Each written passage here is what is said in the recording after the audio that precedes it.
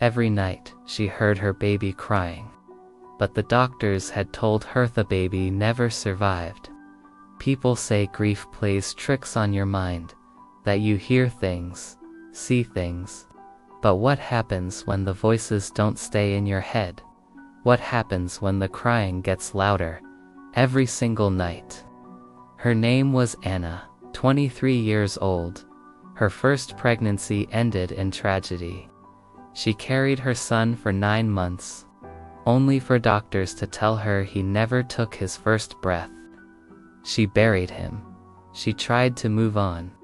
But grief doesn't leave.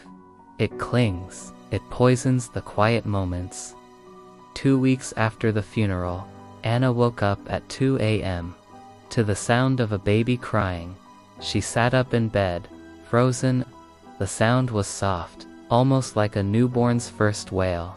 Her mind screamed, "It's not real."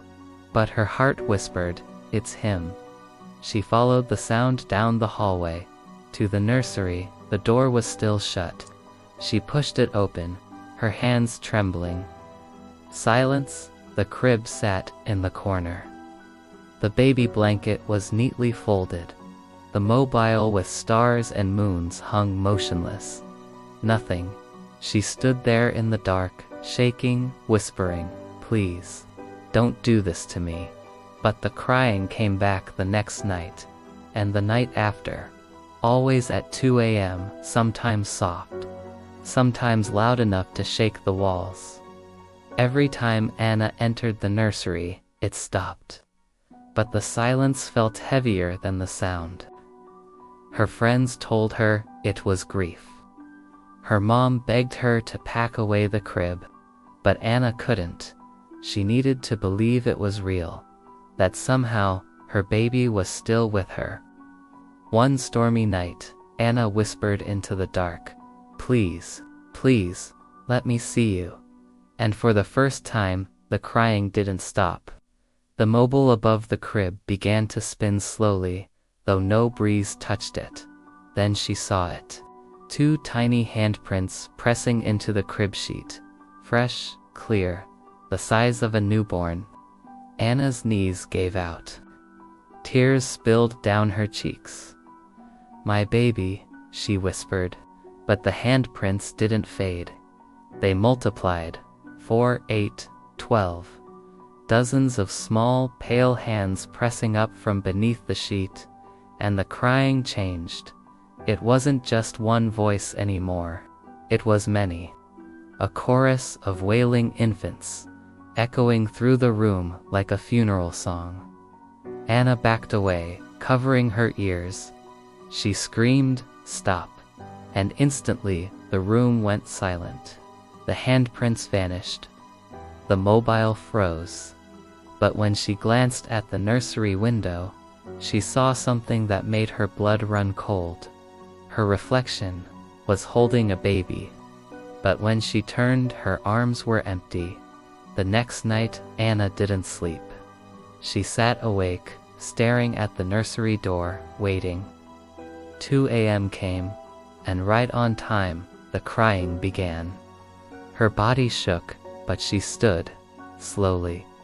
Step by step, she walked to the nursery. "Please," she whispered. "Please, let me see you." Just once. The room went still. The crying stopped. And then, from the crib, a whisper. "Mommy." Her knees buckled. She covered her mouth, tears flooding her eyes.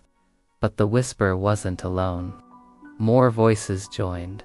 Dozens whispering, crying, calling her mommy. The walls shook, the crib rattled, the mobile spun violently. Anna screamed and ran, slamming the nursery door shut. On the other side, the crying didn't stop. It grew louder and louder, until it sounded like hundreds of babies screaming in unison. Then, silence. Suddenly, the room was still. The crying stopped. The mobile froze, and a single phrase echoed in the quiet, "Let me out." Anna collapsed, sobbing. But the whispers started again. this time coming from everywhere. The closet, under the bed, behind the curtains. Let me out, let me out. Shaking, Anna crawled to the closet door, peering inside, empty. She pulled back the curtains. Nothing. She checked under the bed, only dust. But then she saw it. Hundreds of tiny footprints pressed into her carpet, all leading away from the closet, down the hallway, and out the front door. It was a path made for her to follow. But where would it lead her? She stood up, her gaze fixed on the footprints. She had to go outside. She had to find out what was happening. Ignoring the pounding in her chest, she opened the front door and stepped onto her porch. The footprints stopped here. There was a set of stairs leading down into her basement. Taking a deep breath, Anna began to walk down. The air grew colder, damp. The stairs creaked under her weight, and then she heard it. Dozens of whispers coming from the bottom of the stairs. Mommy, mommy, mommy. She hesitated, fear gripping her heart. But she had to know.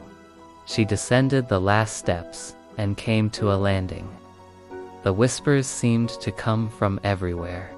But what she saw stole her breath. A nursery. It was bigger than hers. Older, the walls were lined with dozens of cribs, each with a rocking horse, a mobile, and a teddy bear. The sight made her stomach twist. This wasn't her basement, this was a tomb, a place where children were kept. Then she saw them. In each crib, a tiny skeleton sat strapped to the mattress, their ribs showing, their legs and arms thin and brittle. And on the wall, a single name carved into the wood. Her name. That's when the whispers became screams. Kill her, kill her, kill her. The ground shook, the walls rumbled, and from the shadows, dozens of skeletal hands shot out, scrabbling, clawing, reaching for her. Anna screamed and ran, stumbling over the roots that snaked across the floor. She could feel their fingers grazing her skin, dragging at her clothes. She didn't dare look back. She didn't want to see what was behind those empty sockets. But she heard them whispering in her ear. Play with us forever.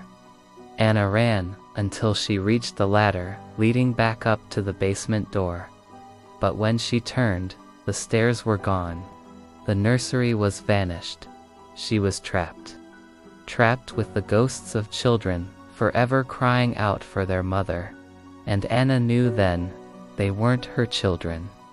They belonged to the woman who lived before her in this house.